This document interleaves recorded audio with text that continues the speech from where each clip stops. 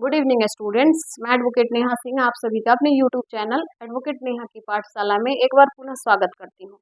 Students, हम लोग modern history के लेक्चर के क्रम में अभी तक मॉडर्न हिस्ट्री में ये देख चुके हैं कि बंगाल में कैसे नवाब बनते हैं, कैसे बंगाल स्वतंत्र होता है, और हम लोग लगातार कई नवाबों के बारे में पढ़ चुके हैं, जिसमें हम लोग अभी सिराजुद्दौला को पढ़ रहे थे। सिराजुद्दौला को पढ़ने के दौरान स्टूडेंट्स हम लोगों ने काल कोठरी घटना को पढ़ा, जिसमें हम देखते हैं कि कैसे सिराजुद्दौला कलकत्ता पे अधिकार करते हैं। वहां पे से ब्रिटिश लोग सैनिकों को लेते हैं और ले जाके ये क्या बोलते हैं, फुल्टा द्वीप के एक रूम में कैद कर देते हैं 146 ब्रिटिशर्स को। वहां पे 123 की मृत्यु हो जाती है और 23 जिंदा बचते हैं। उन 23 में एक हॉलवेल भी होते हैं जो इस घटना के बारे में बताते हैं। तो ये पुस्तक में फिर वर्णित होती है। स्टूडेंट्स, ये कालकोठरी घटना के बाद हम लोग ये देखे कि कैसे कालकोठरी घटना के बाद फोर्ट विलियम का एक डायरेक्टर होते हैं जो जाके मद्रास प्रेसिडेंसी को इसका सूचना देते हैं, और मद्रास प्रेसिडेंसी क्या करती है, रॉबर्ट क्लाइव के नेतृत्व में बंगाल पर आक्रमण करती है। आक्रमण क्या, उनके नेतृत्व में सेना भेजती है, और रॉबर्ट क्लाइव स्टूडेंट उस दौरान, और यहीं से पलासी की लड़ाई की नींव पड़ जाती है। स्टूडेंट, हम लोग देखते हैं कि रॉबर्ट क्लाइव आते हैं बंगाल में, अलीनगर की संधि करते हैं, और संधि के पश्चात वो क्या करते हैं, आज्ञा पत्र प्राप्त कर लेते हैं, जिसमें ये लिखा रहता है कि वो कलकत्ता की किलेबंदी करेंगे, साथ ही कलकत्ता में अपने सिक्के भी जारी करेंगे। यहाँ तक होने के बाद स्टूडेंट्स हम ये देखते हैं कि सिराजुद्दौला क्या करते हैं, निश्चिंत हो जाते हैं कि ये तो हो गया, अब अंग्रेज तो कुछ करेंगे नहीं, अपना बिजनेस करेंगे, अपना संभालेंगे। लेकिन रॉबर्ट क्लाइव की महत्वाकांक्षा अभी समाप्त नहीं होती है। आपकी जानकारी के लिए बता दूं स्टूडेंट्स, उस समय रॉबर्ट क्लाइव बहुत कम उम्र के क्लर्क रहते हैं, जो कि क्लर्क के रूप में ब्रिटिश ईस्ट इंडिया कंपनी को ज्वाइन किए रहते हैं, और एज ए क्लर्क ही वो बंगाल में आते हैं। लेकिन वो अपनी कुशलता, अपनी प्रशासकीय बुद्धि के आधार पर बंगाल में ब्रिटिश लोगों की शक्ति को स्थापित करते हैं।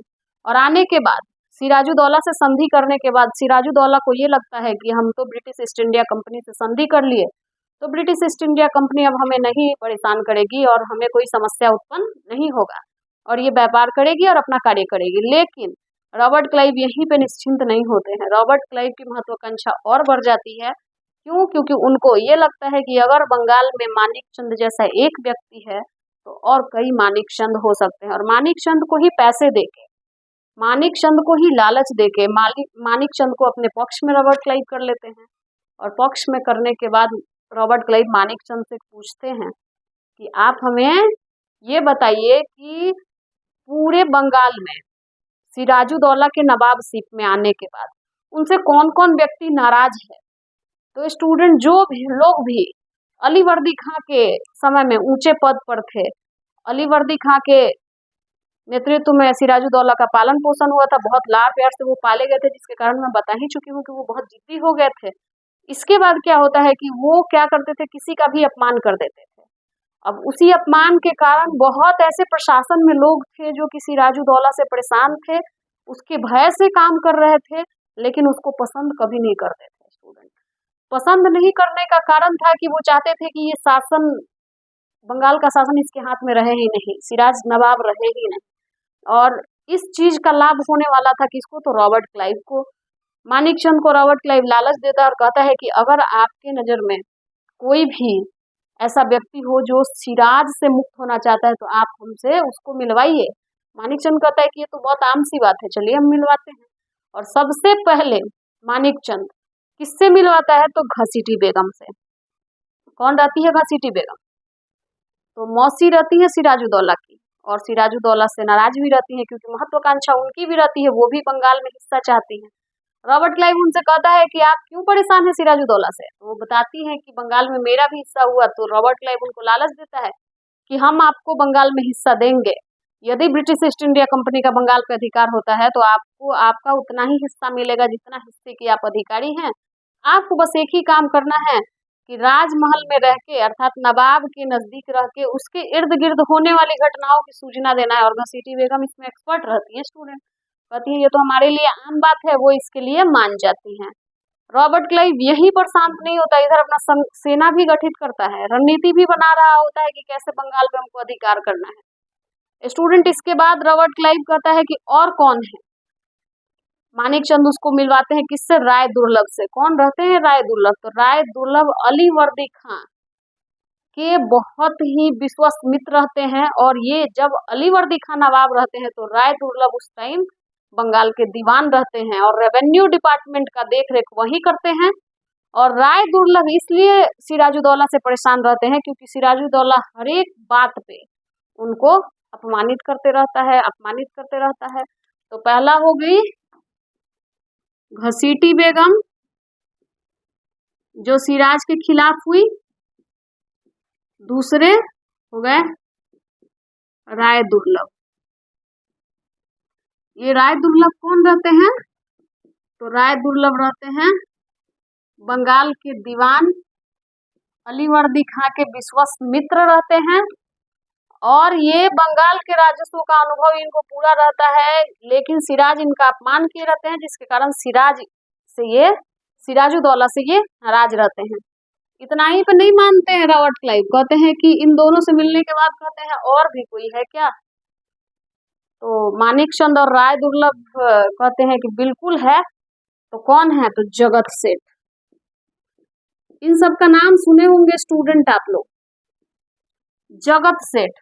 तो ये जगत सेठ है कौन, तो जगत सेठ स्टूडेंट उस दौरान बंगाल के सबसे बड़े व्यापारी रहते हैं।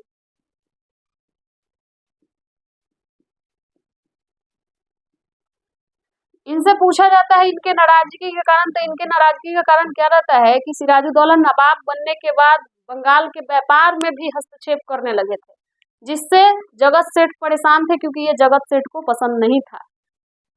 तो इनकी भी समस्या थी ही सिराजुद्दौला से। उसके बाद खोजा जाने लगा कि और भी कोई है, तो हुआ कि हाँ है। तो कौन है, ओमीचंद। ओमीचंद क्यों महत्वपूर्ण है स्टूडेंट, तो ओमीचंद इसलिए महत्वपूर्ण है कि ये एक बैंकर रहते हैं, बहुत बड़े, बंगाल के बहुत बड़े बैंकर। ब्याज पर, हुंडी पर, बंगाल में ऐसा कोई नहीं था जिसको पैसे चाहिए हो और ओमीचंद ने नहीं दिया हो ब्याज पर। ये पैसे देते थे, जिससे हर एक दूसरे तीसरे व्यक्ति से इनका अपना एक बेहतर सामंजस्य था और अपना बेहतर पकड़ था। ओमीचंद भी नाराज थे सिराजुद्दौला से, क्योंकि सिराजुद्दौला को क्या था, इनसे भी समस्या थी और वो इनसे भी हिस्सेदारी मांगते थे कि आप इतने बड़े पैमाने पर यहाँ पे पैसे की सप्लाई कर रहे हैं, तो इसमें हमारे यानी राज्य का भी हिस्सा होना चाहिए। इसलिए वो परेशान थे, वो इनका भी बिजनेस बंद करना चाहते थे। तो आप हो गई घसीटी बेगम, राय दुर्लभ, जगत सेठ, ओमीचंद। इसके बाद हुआ कि और भी कोई है, तो नहीं है, तो नहीं कोई, लेकिन फिर भी कोई ऐसा व्यक्ति जो कि सिराज से नाराज हो, सिराज से डरा सहमा हो, लेकिन कुछ बोल नहीं पाता हो। तो इन चारों ने बताया कि है ना, तो कौन, तो मीर जाफर। मीर जाफर को सूचना दिया गया, मीर जाफर को बुलाया गया। कौन रहते हैं मीर जाफर, तो ये रहते हैं नवाब के सेनापति।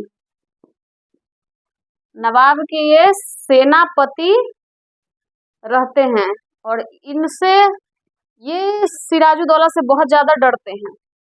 इनकी समस्या इतनी रहती है कि ये सिराजुद्दौला के सामने नजर उठा के बात नहीं करते थे, बहुत भयभीत रहते थे उनसे। इनको देखते ही रॉबर्ट क्लाइव ने कहा, अरे अरे नवाब साहब, आप ही बंगाल के नवाब बनेंगे।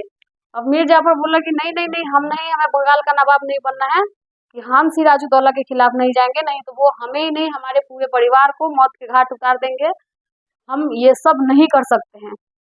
रॉबर्ट क्लाइव की तरफ से ये बताया जाता है कि ऐसा करने वाले एकमात्र आप ही नहीं है, और भी लोग हैं, सबके बारे में बताया जाता है। जब वो देखते हैं कि सबसे बड़ी सेनापति घसीटी बेगम अपने घर की महिला जब इसमें सहयोगी है, तो हमको क्या। इन सब के साथ एक अच्छा पैचअप बन जाता है, किसका, तो रॉबर्ट क्लाइव का, अर्थात ब्रिटिश ईस्ट इंडिया कंपनी का। और यहाँ से अब तैयार होती है कॉन्स्पिरेसी सिराजुद्दौला के खिलाफ, और यहीं से नींव डाली जाती है कब, तो 23 जून 1757 अर्थात पलासी की लड़ाई की। ये सभी लोग मिल जाते हैं और मिल जाने के बाद क्या होता है, ब्रिटिश ईस्ट इंडिया कंपनी अर्थात रॉबर्ट क्लाइव के नेतृत्व में पलासी के मैदान में लड़ाई ठन जाती है। अब कहाँ है पलासी, कौन कौन युद्ध में भाग लिया, युद्ध कहाँ हुआ, किस नदी के तट पे हुआ, युद्ध में किसकी पराजय हुई, ये सभी चीजों को स्टूडेंट्स अब अभी करेंगे। पहले इन 5 मेंबर के नाम आप नोट कर लीजिए क्योंकि ये लोग बहुत महत्वपूर्ण है। नेक्स्ट लेक्चर में अर्थात अभी लेक्चर के क्रम में इन्हीं को जानना है और इनकी करतूतों को देखना है कि कैसे ये बंगाल के साथ गद्दारी तो यही स्पष्ट हो गई, लेकिन इनको हम लोग नोट्स फॉर्म में लिखेंगे। एक बार आप लोग नोट कर लीजिए इसको।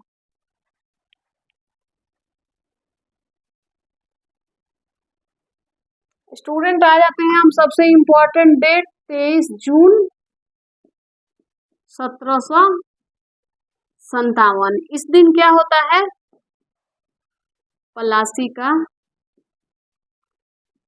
युद्ध। मैं अभी बताई ही कि पलासी के युद्ध की रणनीति तैयार करने से पहले सिराजुद्दौला को तो पता ही नहीं था कि उसके खिलाफ इतने लोग हो चुके हैं। पलासी के युद्ध की जब सूचना मिलती है तो वो निश्चिंत रहते हैं सिराजुद्दौला, और वो अपनी सेना का गठन करते हैं। और गठन करने के बाद अपने सेना में कौन कौन व्यक्ति को रखें अभी मैं बताऊंगी। पलासी का युद्ध कहाँ हुआ, तो ये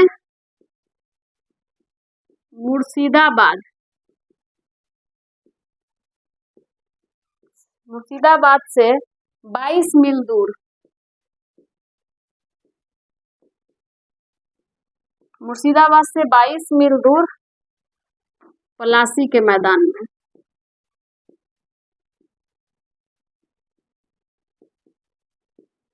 पलासी के मैदान में ये हुआ। वर्तमान में यह कहाँ है,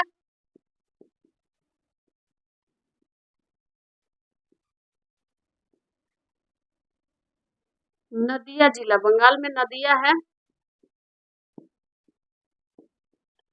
वहीं पे है ये। किस नदी के तट पे है, तो गंगा की एक डिस्ट्रीब्यूटरी है, हुगली नदी के तट पर यह युद्ध हुआ।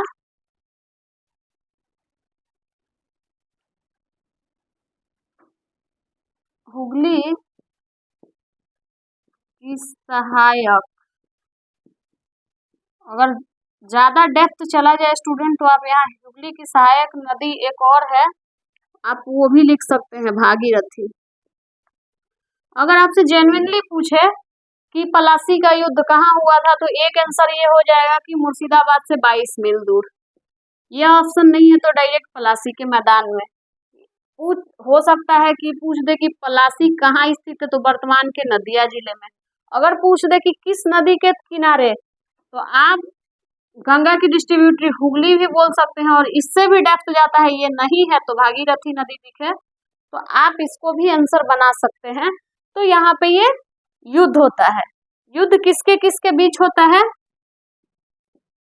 तो Siraju Daula plus British east India company. अब आप देख लीजिए कि सिराजू दौला, अब यही आपको क्लियर हो जाएगा कि सिराजू दौला हारेंगे कि जीतेंगे। वैसे तो आपको फैक्ट पहले से पता है, लेकिन आप सिचुएशंस को देख के अंदाजा लगाइए कि युद्ध में हार किसकी होने वाली है। तो इसके युद्ध में सेनापति है मीर जाफर, जो पहले से ही नवाब बनने का सपना देख रहे हैं, आपको पता है। दूसरे हैं राय दुर्लभ,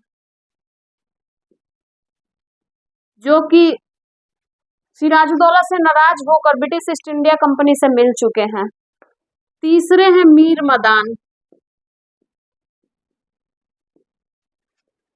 चौथे हैं मोहनलाल।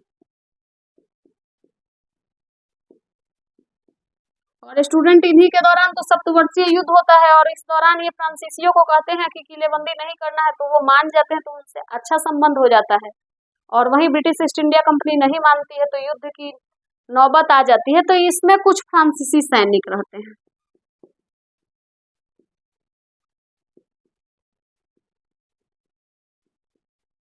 अब आप देखिए कि जब सेनापति ही बगल पड़ोसी वाले से मिला है,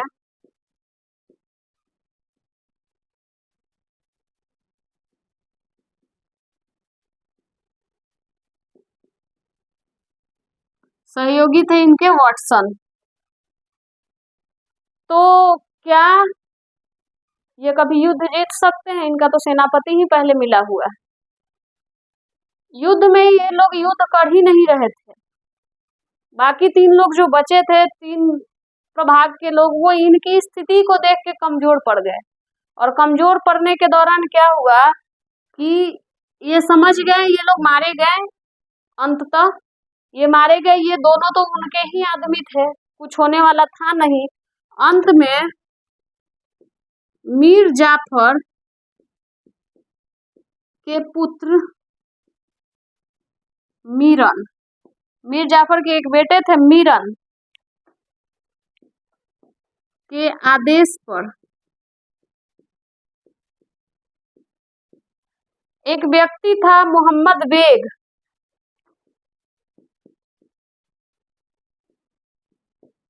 बेग ने सिराजुद्दौला की हत्या कर दी।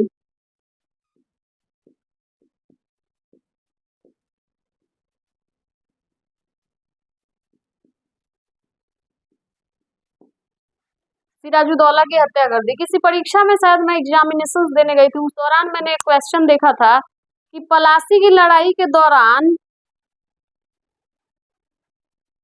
कौन सा व्यक्ति लड़ाई के दौरान सिराजुद्दौला किस चीज से युद्ध भूमि से भागे थे? क्या हम आप कोई भी ये गेस करेगा? अगर उसमें हाथी, घोड़े, रथ, डोली चारों हो तो शायद हम आप में से कोई ये गेस नहीं करेगा कि वो डोली से भागे थे। क्योंकि कोई भी जान बचाएगा तो पहले तो वो घोड़ा को ही चूजे करेगा, क्योंकि फास्ट है वो, उसके बाद सोचेगा हाथी। लेकिन इन्होंने डोली को चुना और कहारों से के सहयोग से भाग रहे थे, लेकिन मीरन के नेतृत्व में मोहम्मद बेग ने इनकी हत्या कर दी। ये जरूर याद रखिएगा क्योंकि ये भागे थे तो ये पूछ दिया था क्वेश्चन। अब एक इतिहासकार है, आप पूरे पॉइंट के लास्ट में लिख लीजिएगा, एक इतिहासकार है के.एम. पढ़नीकर। इस युद्ध के बाद एक बहुत अच्छा स्टेटमेंट दिए हैं जो कि परीक्षा में पूछ सकता है। क्या कहते हैं कि पलासी का जो युद्ध है, पलासी के युद्ध, पलासी के युद्ध में पलासी एक सौदा था।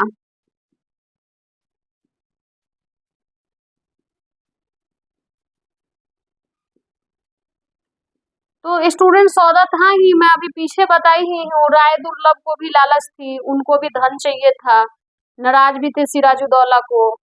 ओमी चंद को अपने पैसे बढ़ाने थे, उनको पैसे देना नहीं था। घसीटी बेगम को हिस्सा चाहिए था। मीर जाफर को नवाब बनना था। और इन लोगों के अलावा एक व्यक्ति और थे स्टूडेंट्स, उनका नाम था जगत सेठ। उनको भी बंगाल के व्यापार में हिस्सा नहीं देना था स्टेट को। तो कहीं ना कहीं सब किसी को लालच था, सब कोई बिजनेस से जुड़े थे और सबको कुछ ना कुछ धन ही चाहिए था। तो बिल्कुल रॉबर्ट क्लाइव ने सब किसी से सौदा ही तो किया था। तो पलासी का जो युद्ध था, पलासी एक सौदा था जिसमें बंगाल के व्यापारियों ने, बंगाल के व्यापारियों तथा बंगाल के व्यापारियों तथा मीर जाफर ने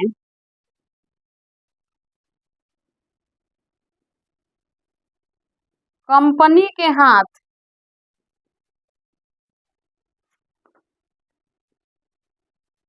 नवाब, आप स्लैश करके बंगाल भी डाल सकते हैं, बंगाल को बेच दिया। स्पष्ट है पलासी का युद्ध जो था, इसमें पलासी एक सौदा था जिसमें बंगाल के व्यापारी तथा मीर जाफर ने बंगाल के नवाब को बेच दिया। वास्तविक नवाब जो कि बंगाल के बारे में सोचता, अपना स्वार्थ नहीं देखता, खुद का कुछ सपना नहीं होता, बंगाल ही उसका सर्वश्रेष्ठ धरोहर होता, तो बिल्कुल भी इस कॉन्स्पिरेसी में कोई सहयोग नहीं करते। लेकिन ये लोग कॉन्स्पिरेसी अपनी पर्सनल डिजायर के लिए ये लोग कॉन्स्पिरेसी करते हैं, और उसमें पलासी का युद्ध होता है जिसमें सिराजुद्दौला की हत्या कर दी जाती है। और सिराजुद्दौला के हत्या के बाद स्टूडेंट्स मीर जाफर को नवाब बनाया जाता है। और मीर जाफर को नवाब बनाया जाता है, और मीर जाफर जब नवाब बनते हैं, होता क्या है कि ये ब्रिटिश ईस्ट इंडिया कंपनी प्रभुत्व में आ जाती है, और आने के बाद ये राय दुर्लभ और बाकी अन्य व्यापारियों को कुछ धनराशि देके अपना पिंड छुड़ा लेती है। घसीटी बेगम को कुछ भी नहीं मिलता है। बंगाल के धन के एक हिस्से पर ब्रिटिश ईस्ट इंडिया कंपनी अपना प्रभुत्व स्थापित कर लेती है और एक कठपुतली बना के रख देती है मीर जाफर को। मीर जाफर को रॉबर्ट क्लाइव का गिद्दर कहा जाने लगता है, और क्वेश्चन भी पूछता है कि रॉबर्ट क्लाइव का गिद्दर कौन था बंगाल में, तो वो मीर जाफर होगा। मीर जाफर को रॉबर्ट क्लाइव का गिद्दर कहा जाता है। अंततः मीर जाफर रॉबर्ट क्लाइव के शोषण से इतना परेशान हो जाता है कि वो कंपनी जब उससे पैसे मांगती है तो वो कहता है मेरे पास कुछ भी नहीं है, आपको जो है मैं ही हूँ, आप ले जाइए। इससे कंपनी भी परेशान हो जाती है कि अब हम मीर जाफर से कुछ भी नहीं ले पाएंगे, तो वो पुनः मीर कासिम को, कौन रहते हैं मीर कासिम, तो ये मीर जाफर के रिश्तेदार रहते हैं, उनको आमंत्रित करती है कि अब आप आइए, हम आपको नवाब बनाना चाहते हैं। वो नवाब बनते भी हैं, उनको भी कुछ अपनी दिली इच्छा होती है, उनकी कुछ अपनी लालच होती है, वो नवाब बनते भी हैं। लेकिन नवाब बनने के बाद इनसे भी कंपनी की महत्वाकांक्षा पूरी नहीं होती है। तो स्टूडेंट, ये था पलासी के युद्ध का इतिहास और सिराजुद्दौला के शासन का अंत। आज हम इतना ही रहने देते हैं। आज सिराजुद्दौला के अंत के बाद हमने बता दिया कि मीर जाफर बने बंगाल के नवाब। अब कल के लेक्चर में मीर जाफर और अन्य नवाबों के इतिहास को पढ़ेंगे। आप लोग हमारे चैनल से जुड़े रहिए। इतिहास के इस फैक्ट को और अच्छे तरीके से जानना है तो चैनल को शेयर करिए, लाइक करिए, सब्सक्राइब करिए। Thank you.